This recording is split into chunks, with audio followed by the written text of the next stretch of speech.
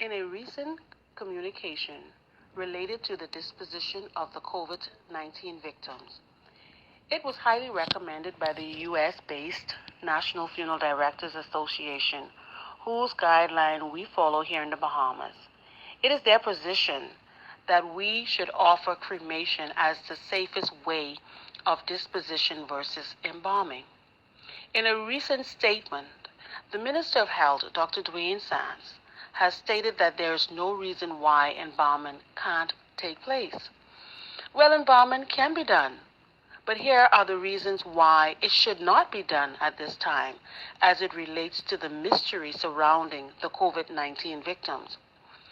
We don't know and understand the dynamics and uncertainties of the virus and how it behaves.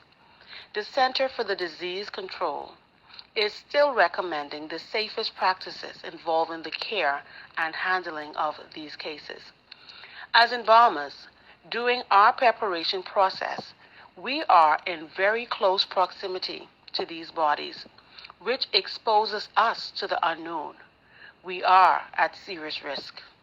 Having done my own research, it is recommended that a body confirmed and or suspected of COVID-19 is not recommended for embalming.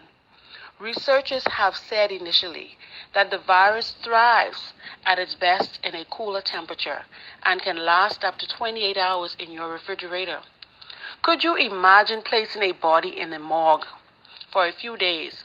Upon releasing that body, the virus would be at its optimum level.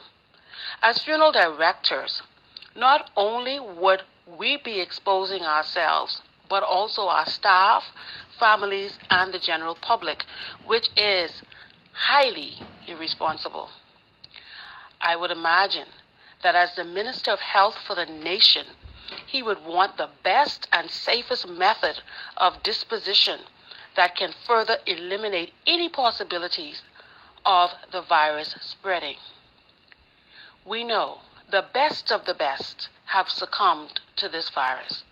Doctors on the front line, health care workers, first responders, EMS personnel, police officers, and even a bus driver who came in contact with an infected person have died as a result of this deadly virus.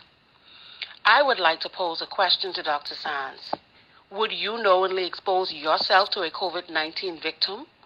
Would you go in harm's way and expose yourself and your family, all right, and your staff by extension?